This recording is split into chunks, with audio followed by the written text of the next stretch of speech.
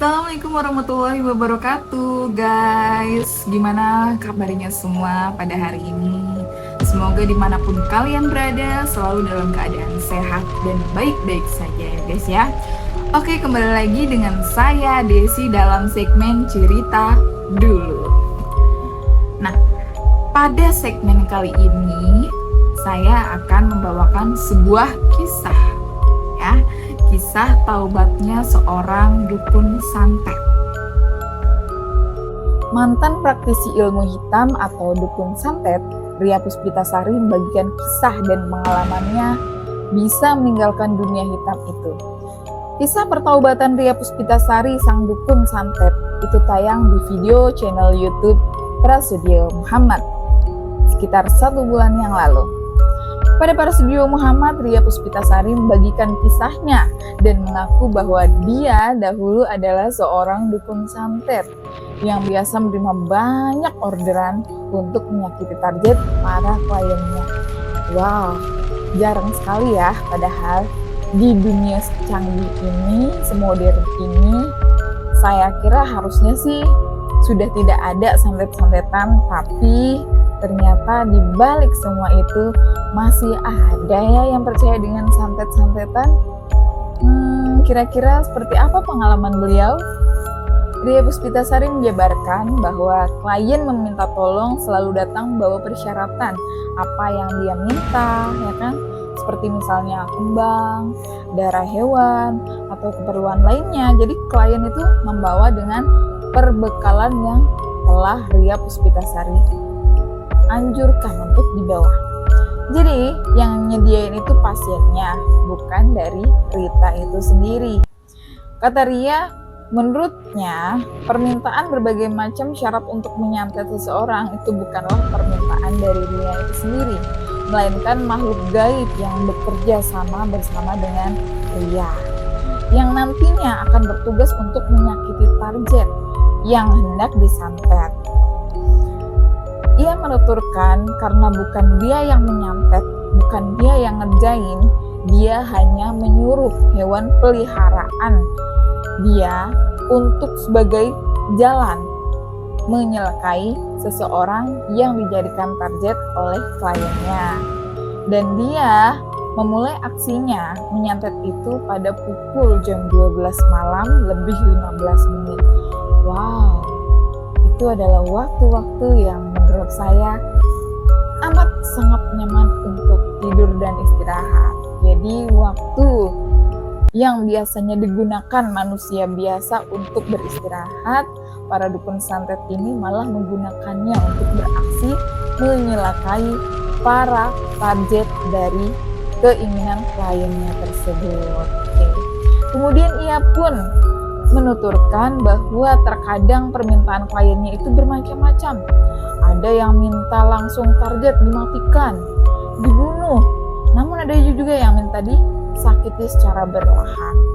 Ternyata bukan cuma di film-film ya guys ya. Jadi yang di film-film itu ternyata kebanyakan juga di dunia nyata itu juga dilaksanakan. Tapi ia lebih suka sedikit-sedikit biar klien itu datang terus menerus. Oh, jadi dia punya trik sendiri nih guys nih. Jadi si Ria Puspita ini punya trik tersendiri biar si kliennya datang dan pakai jasa dia lagi, sehingga dia bisa menghasilkan cuan dari kliennya itu lagi. Nah, otomatis duit juga ngalir terus ya guys ya pada si Ria Puspita ini.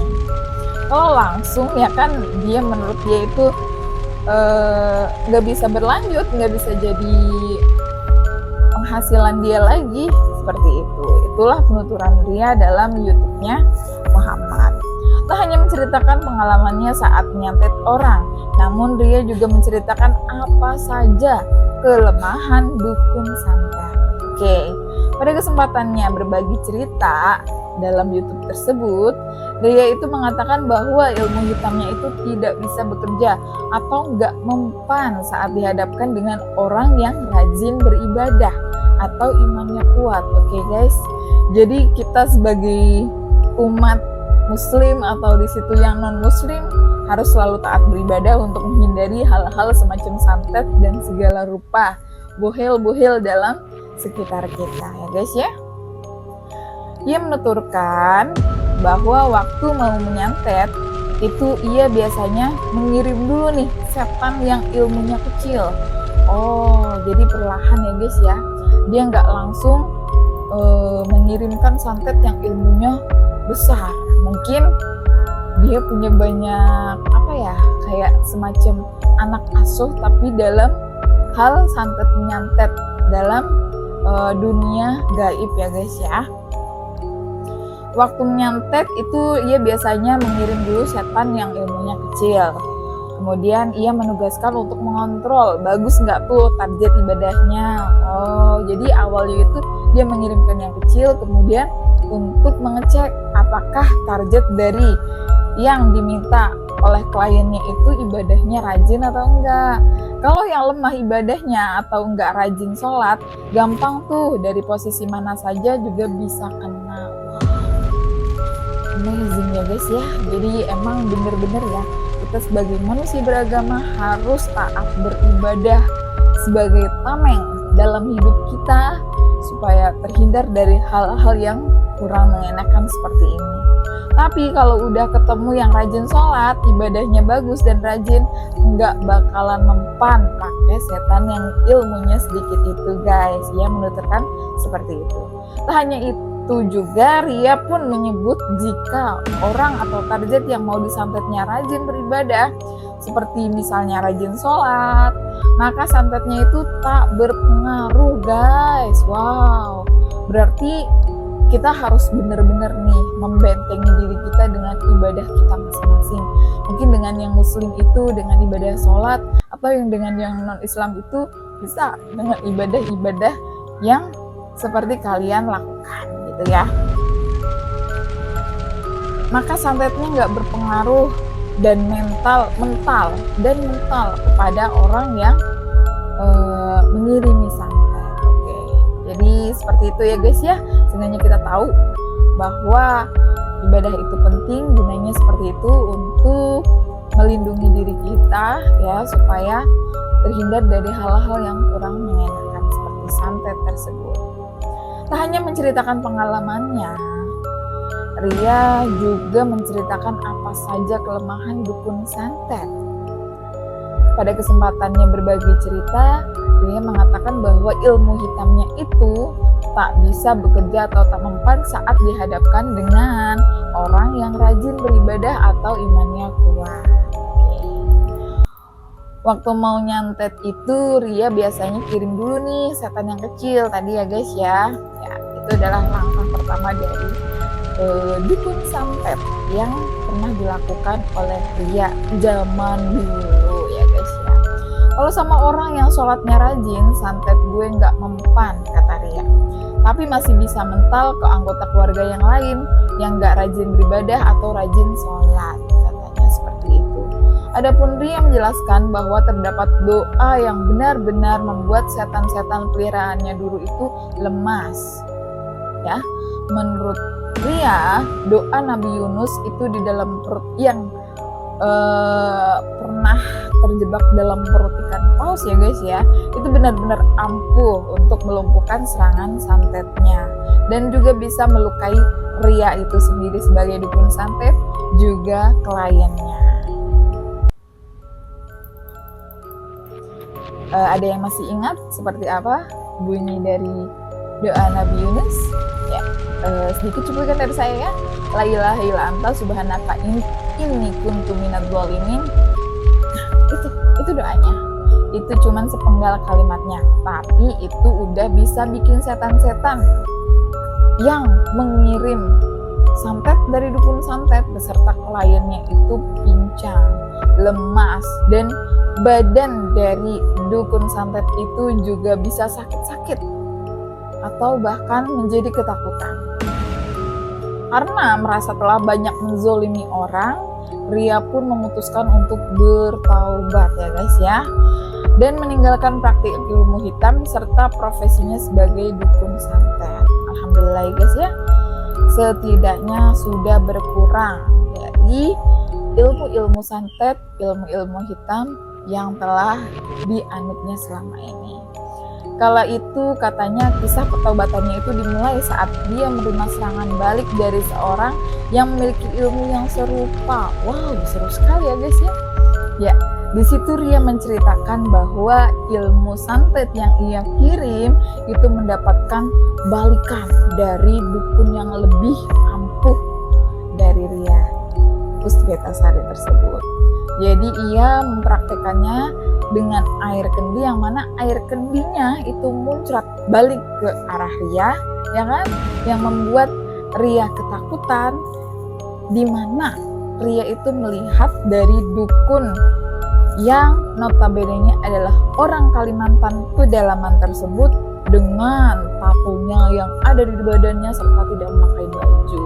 Seperti itulah gambaran dari dukun-dukun Kalimantan ya guys ya.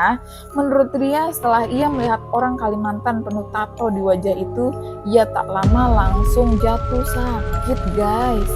Air yang muncrat ke muka Ria itu kayak menarik Ria dan ia tercekik, merasa tercekik.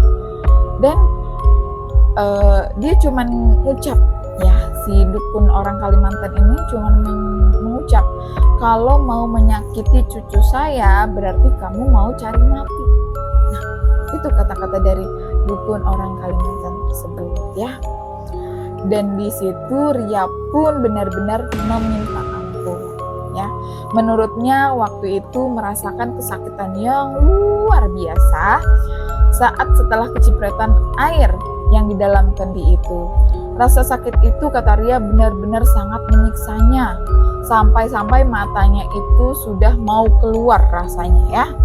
Dia juga minta ampun karena benar-benar sakit. Dan dia lepaskan cekikannya dan mengucap ke Ria itu sendiri, apa terakhir pesannya? Seperti apa?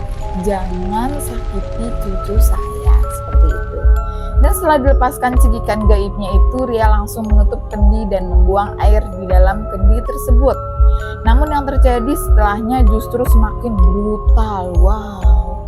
Jadi setelah Ria itu membuang air kendi, itu malah semakin brutal guys. Menurut pengakuan Ria, setelah ia melepaskan diri dari cekikan gaib, ia langsung berlari dan kaget melihat rumahnya dikelilingi oleh api. Ya kan? Seperti itulah dampak dari setelah ia mengirimkan santet tapi mendapatkan santet balik dari dukun yang lebih mungkin ilmunya lebih tinggi mungkin ya. Bukan cuma itu guys, setelah kendi itu pecah, setelah di situ Ria keluar dan melihat rumahnya itu dikelilingi oleh api ya, keesokan harinya ketika Ria dalam keadaan tidur, Ria itu bermimpi guys bahwasanya ia itu bertemu dengan anak kecil. Anak kecil itu berupa seseorang dari khas budaya Kalimantan memakai jubah yang memiliki seorang ayah. Yang ternyata target dari yang permintaan kliennya itu adalah anak satu-satunya dari orang yang mengirimkan santet balik tersebut guys. Nah, si orang tua anak kecil ini memperingatkan pada Ria bahwasanya nggak boleh macam-macam terhadap anaknya. Karena apa?